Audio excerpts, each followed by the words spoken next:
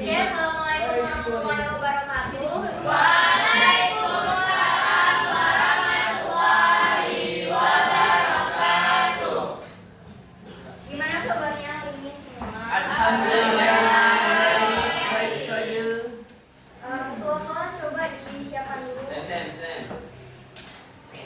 Mari sama-sama mengatakan dan berdoa.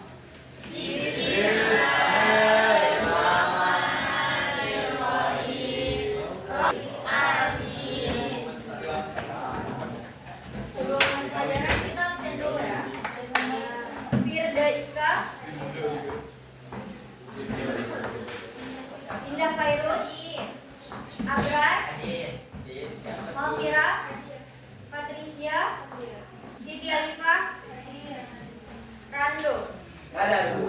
Terima dari Oke, hari ini kita akan masuk pada bab 4 di subbab pertama, yaitu modernisasi dan perkembangan imperialisme Jepang. Nah, terkait Jepang merupakan salah satu negara yang pernah menjajah atau pernah menduduki Indonesia.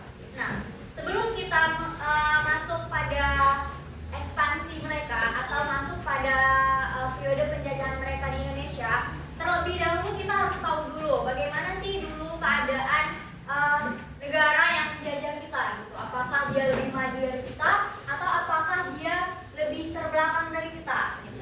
Majulah. Istri itu yang paling Ya, maju ya. Sebelum dia menjajah Indonesia. Oke, hari ini kita tujuan pembelajarannya yaitu untuk supaya peserta didik dapat diharapkan dapat berpikir kritis atau menimbulkan pertanyaan kritis terkait modernisasi dan perkembangan imperialisme Jepang yang mencakup aspek seperti kebudayaan, sosial, ekonomi, dan politik. Kemudian ada capaian pembelajaran. Capaian pembelajaran untuk materi kita pada pagi hari ini yaitu peserta didik mampu menganalisis bagaimana sih proses modernisasi Jepang pada masa restorasi Meiji, serta perkembangan dan dampak imperialisme Jepang di Asia, khususnya terhadap Indonesia dalam konteks perubahan sosial, ekonomi, dan politik di kawasan Asia. Nah, perlu diketahui sebelum adanya modernisasi Jepang, itu Jepang menerapkan sistem ekonomi namanya politik negara tertutup. Nah, atau biasa disebut dengan Sapoku. Nah, kenapa mereka menerapkan politik negara tertutup ini? Awalnya itu adalah dari prasangka atau tuduhan yang belum dapat dibuktikan bahwasanya ini benar.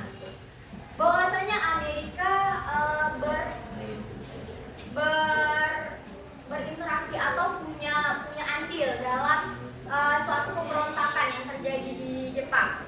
Namanya pemberontakan Shimbara. Nah, itu salah satu pemberontakan terbesar di Jepang pada masanya yang menentang klan Shogun. Nah, Shogun itu siapa? Shogun itu merupakan pimpinan atau kapten dari angkatan perangnya Jepang gitu. Kemudian Jepang ini sebelum adanya modernisasi merupakan negara dengan negara agraris yang miskin, di mana mereka kan menerapkan sistem politik tertutup. Sistem politik tertutup ini artinya apa? Gak ada negara yang boleh berdagang di tempat mereka, terutama Amerika. Mereka punya negara koalisi dagang, tapi hanya Tiongkok, Belanda, dan Korea. Nah, dan dari ketiga negara itu, hal-hal yang mereka dagangkan juga diatur gitu. Diatur, nggak semua hal yang ada di Jepang itu boleh diperdagangkan kepada orang-orang koalisi dagangnya itu. Nah, siapa yang mengatur sistem perdagangan di Jepang? Yang mengatur sistem perdagangan di Jepang yaitu Shogun. Di dalam pemerintahan Jepang sebelum adanya modernisasi atau restorasi Meiji, sebelum timbulnya restorasi Meiji itu ada 3 kekuasaan di Jepang. Yang pertama ada kaisar, yang kedua ada shogun, yang ketiga ada daimyo. Daimyo ini istilahnya kayak kalau kita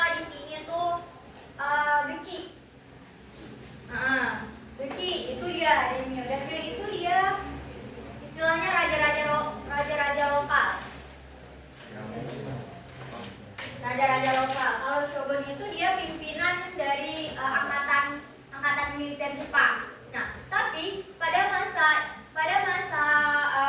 sebelum adanya modernisasi Jepang itu dipimpin atau didominasi oleh kekuasaan shogun. Kenapa? Pada masa ini kaisar itu menjadi salah satu simbol cahaya bagi Jepang. Cuman kaisar itu nggak punya andil dalam pemerintahan. Dia cuma sebagai simbol dari suatu kerajaan aja. Jadi semua peraturan dari pemerintahan, perdagangan dan ekonomi semua diatur oleh shogun. Kemudian faktor kemunculan modernisasi Jepang itu ada tekanan dari bangsa Barat. Apa sih yang membuat Jepang itu akhirnya mau modernisasi? Nah, yang dimana kok dia kan sebelumnya merupakan negara agraris yang berfokus pada pertanian dan tertutup dari polisi dagang di luar negeri atau luar negaranya. Gitu.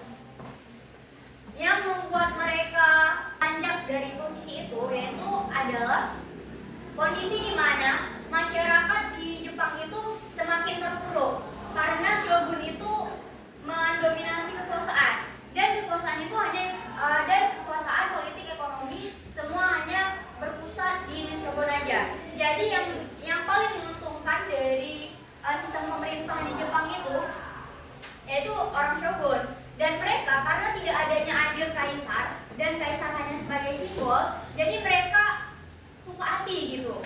Orang tuh kalau mau korupsi aja, nggak ada yang bakal melarang gitu, nggak ada yang bakal tahu karena sistem pemerintahan semua berpusat di mereka gitu. Jadi nggak ada yang bisa mengambil keputusan gitu kalau misalnya mereka melakukan sesuatu. Kemudian faktor dari kemunculan modernisasi Jepang ini ada tekanan ekonomi dari Amerika. Amerika pada saat itu merupakan negara adidaya atau negara dengan perkembangan ekonomi yang paling pesat pada masa itu bersama dengan Uni Soviet. Tapi di kasus Jepang yang paling berpengaruh adalah Amerika, di mana orang-orang Jepang kemudian terpengaruh oleh dunia luar, gitu, oleh kehidupan luar. Pada masa ini kapal-kapal Amerika itu membuka perjanjian perdagangan, gitu. Nah, pada masa ini orang-orang Jepang itu tertarik gitu dengan janji yang dijanjikan oleh orang Amerika ini. Nah, di sini sudah banyak orang-orang Jepang mulai memberontak dari si shogun, dari kekuasaan shogun karena banyaknya ketidakadilan gitu. Karena kan mereka cuma berpusat pada ekonomi agraris atau pertanian. Di mana di masa ini juga berlaku sistem kasta. Nah, di sini ada kasta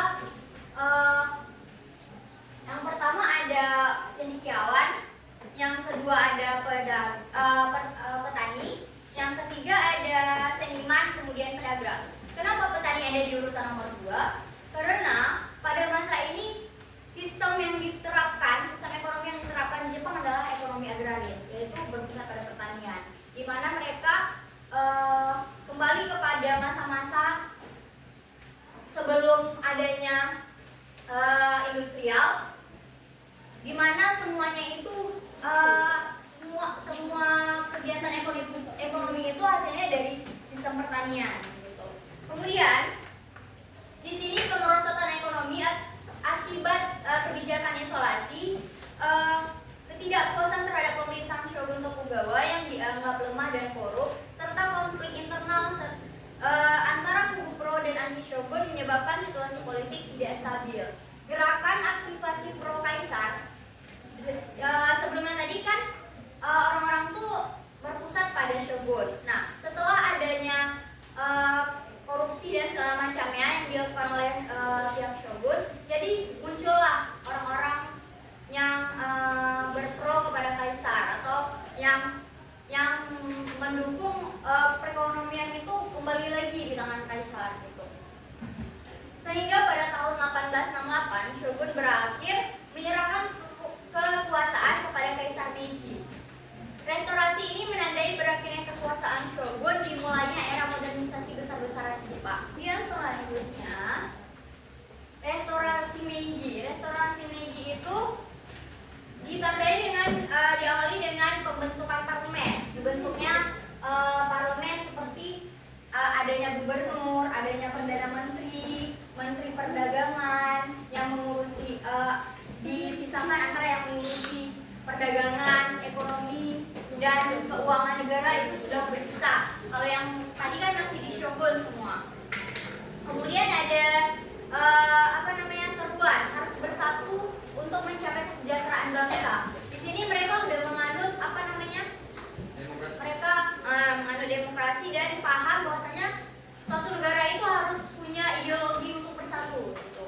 Harus punya keinginan untuk bersatu dan menciptakan kesejahteraan untuk negaranya sendiri, gitu. Kemudian ada mendapatkan ilmu pengetahuan sebanyak mungkin untuk keperluan negara. Nah, di sini diwajibkan setiap warga negaranya itu untuk menempuh pendidikan dari yang muda sampai yang tua untuk kepentingan negara, di mana nanti dari hasil pendidikan yang didapat oleh orang-orang Jepang itu bisa berpotensi untuk mengembangkan dan mensejahterakan negara. Nah, kemudian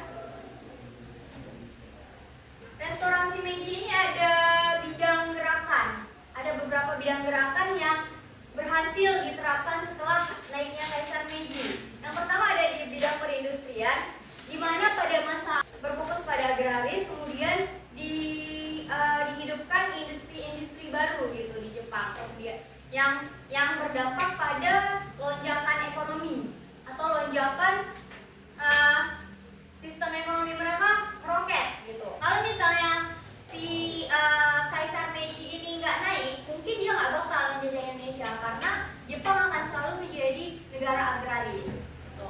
Kemudian ada bidang perdagangan. Dalam kegiatan perdagangan yang awalnya koalisi dagangnya hanya 3 negara, setelah naiknya Kaisar Meiji, koalisi dagangnya meluas gitu ke berbagai negara. Kemudian selanjutnya ada bidang militer. Nah, di bidang militer ini militernya mulai dibentuk seperti militer kebanyakan negara. Seperti misalnya ada angkatan darat, ada angkatan udara, dan ada angkatan laut. Gitu. Kemudian ada bidang pendidikan.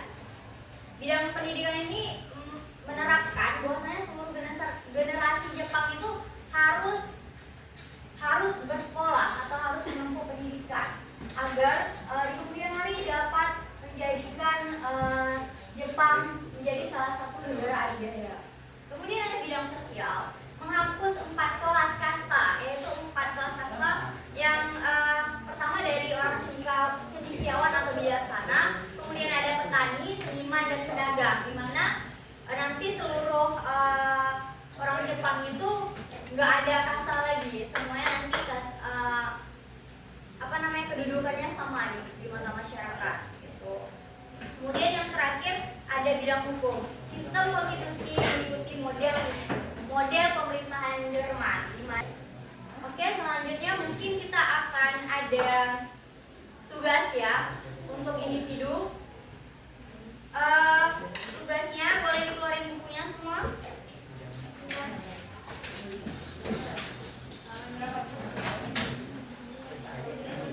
Enggak, ini tugasnya kan ibu enggak ada ini. Bentar, buat dulu judulnya. Apa judulnya? Coba kamu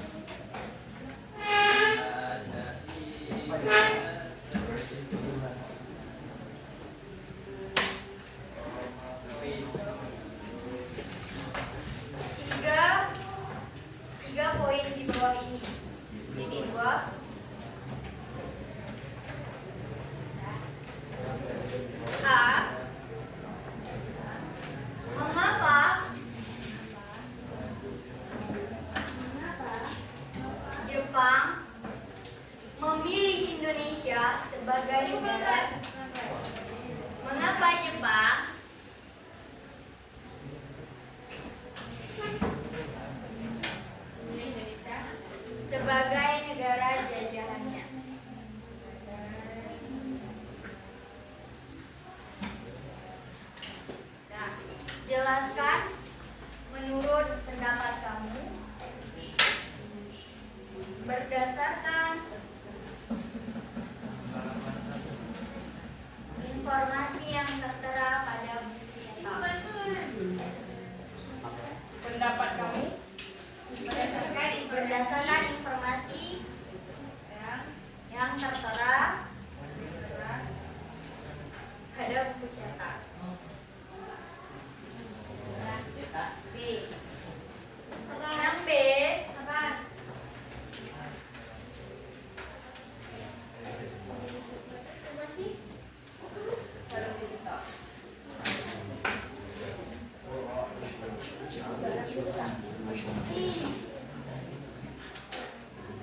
Yang B,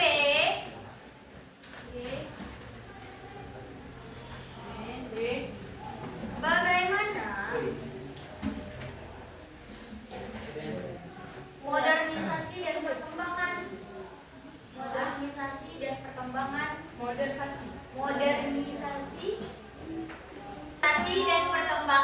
imperialisme Jepang Yang penting dan perkembangan imperialisme Jepang. Bagaimana modernisasi dan perkembangan imperialisme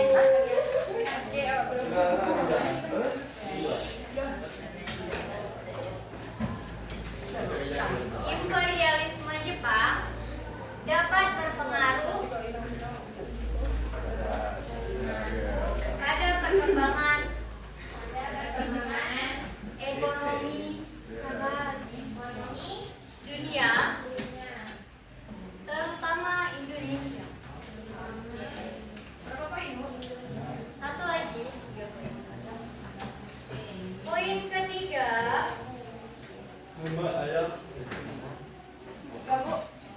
bagaimana tanggapan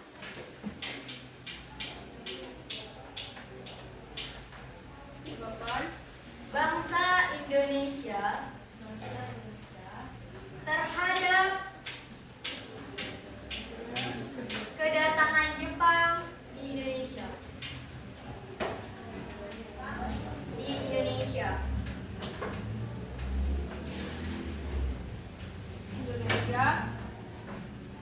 Jelaskan.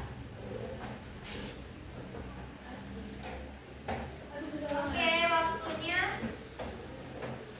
20 menit dari sekarang. Nggak boleh ya? Individu. Per individu. Ayolah, pinjam lagi pasti.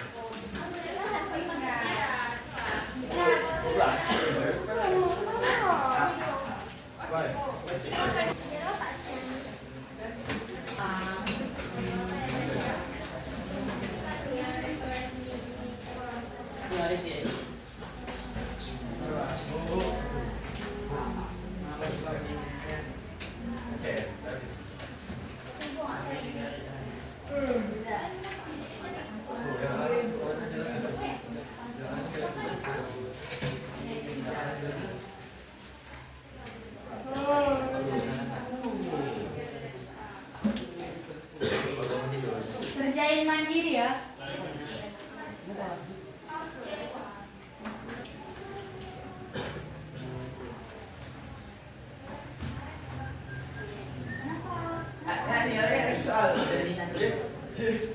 Kenapa nggak ada kelas? Saya minta masuk tipe ya.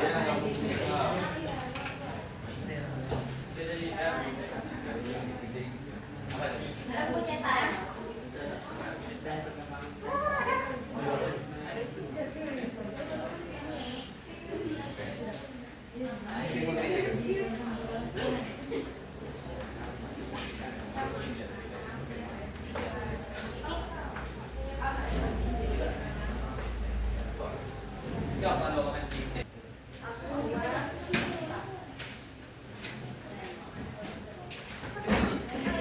Udah selesai? 5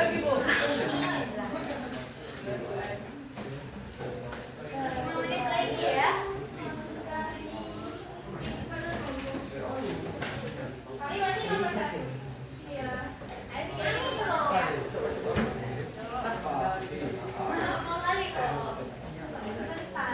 Dah Bu, ini soal nih Bu. Ini tak aman nih. Ya Allah, tapi dulu baru soal. Insya Allah aman Bu. Kalian yang saya lagi lancar nih. Berapa lagi? Dah.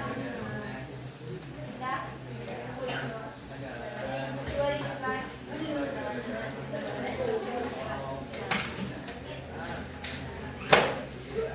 Ada yang punya triko? Ayo punya.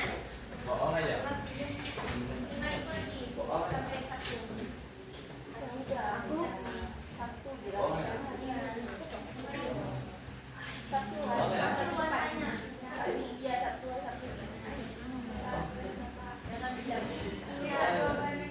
Ibu saya balik.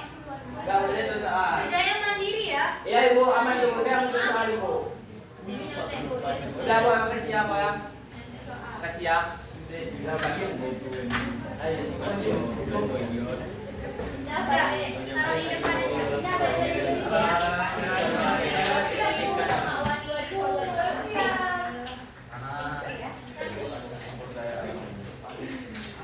Nah, udah selesai, boleh kumpul ke depan ya. Siap. Siap. Siap. Ih, comel. Siap. ayo. Nggak ada. Jadi coba lagi. Udah semua?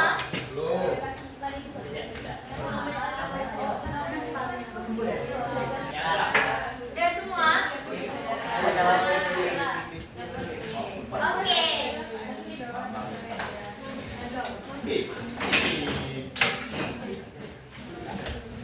Untuk mengukur sejauh mana hari ini kalian udah dapat informasi mengenai restorasi mini Jepang, Ibu ada buat game. Aduh, Tapi Iya. cuma untuk 8 orang, 8 pasangan tercepat. Oh, dapat. Jadi peraturan gamenya nanti kalian nggak boleh siapapun pasangannya, boleh terserah kalian. Aduh. Nanti setiap pasangan ada satu orang yang ngambil soal, kan? Tentuin terus sama pasangannya siapa yang ngambil soal dan siapa yang ngambil jawaban. Jadi soalnya itu di warna kuning, jawabannya warna pink.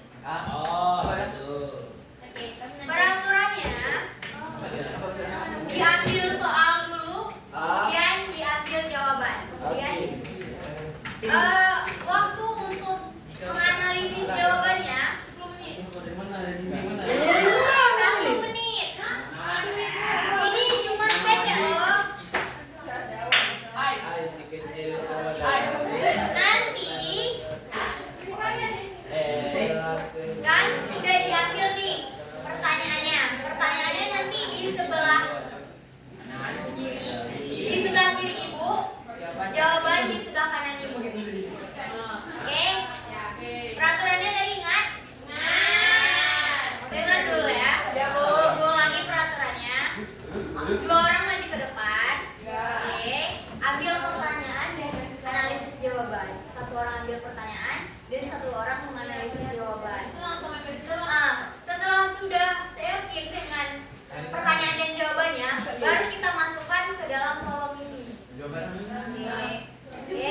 Pertanyaannya di warna kuning, jawabannya di warna pink. Saya sudah rapi. Boleh Putri gantian diinikan lagi, dikembalikan lagi. Suka rapi gitu ya Bu. Saya suka rapi. Oke. Samino lah. Boleh? Samino lu Semino sendiri cari kawan. Saya sama nih sama artis terkenal di Indonesia. Boleh pilih yang mana aja Bu. Allah. Oke, analisis jawabannya ya.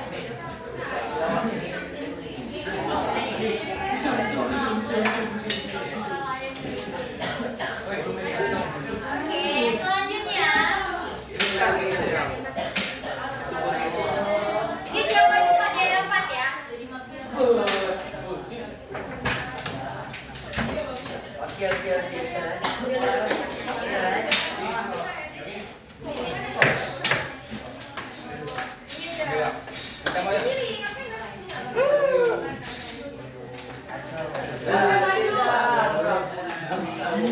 Abi maju. Abi maju.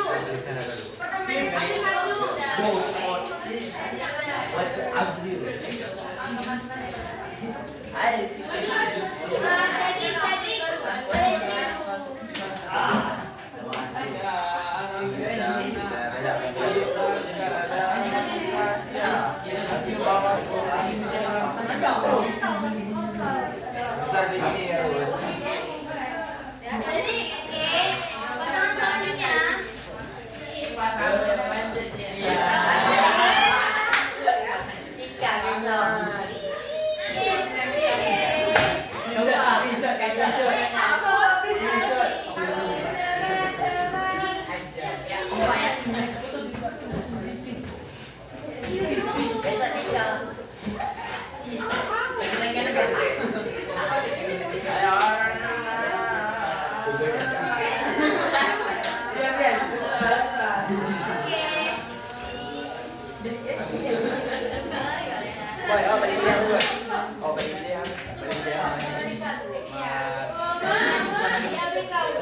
Oke, tadi yang pertama siapa?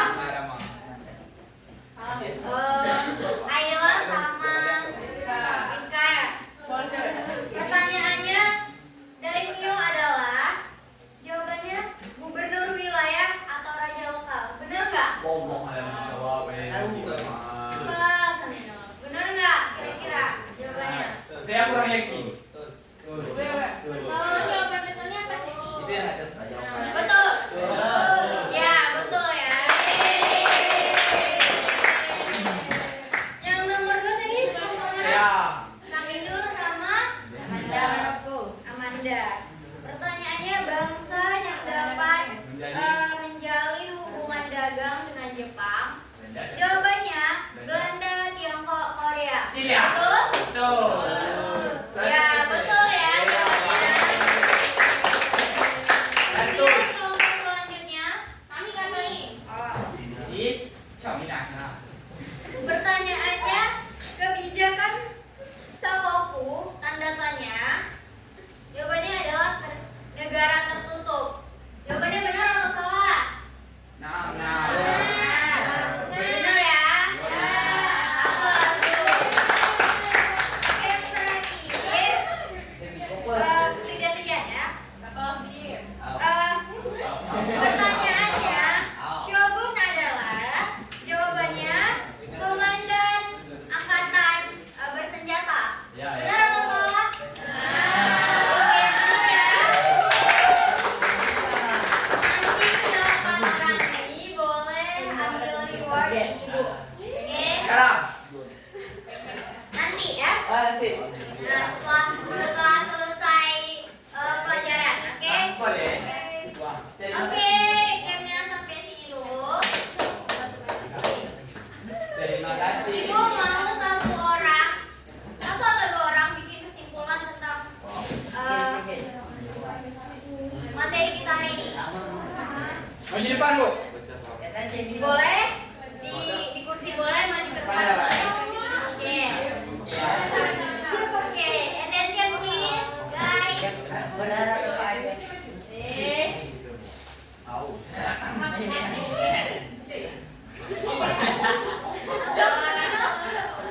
Assalamualaikum warahmatullahi wabarakatuh. Waalaikumsalam warahmatullahi wabarakatuh.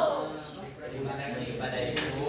Jadi kesimpulan dari pembelajaran hari ini kami dapat memahami tentang modernisasi dan perkembangan imperialisme Jepang dari masa ke masanya, seperti dari masa Shogun lalu dialihkan ke masa Kaisar dan beberapa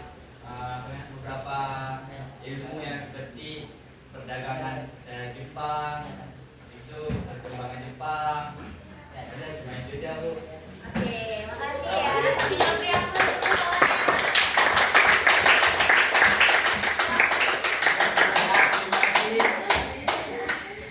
Ada lagi yang mau kasih kesimpulan?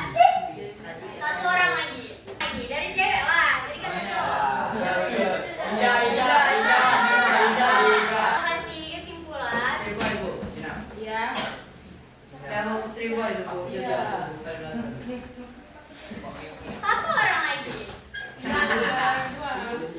Enggak terus ya. Apa punya goblok? Iya, iya, maju. Maju boleh.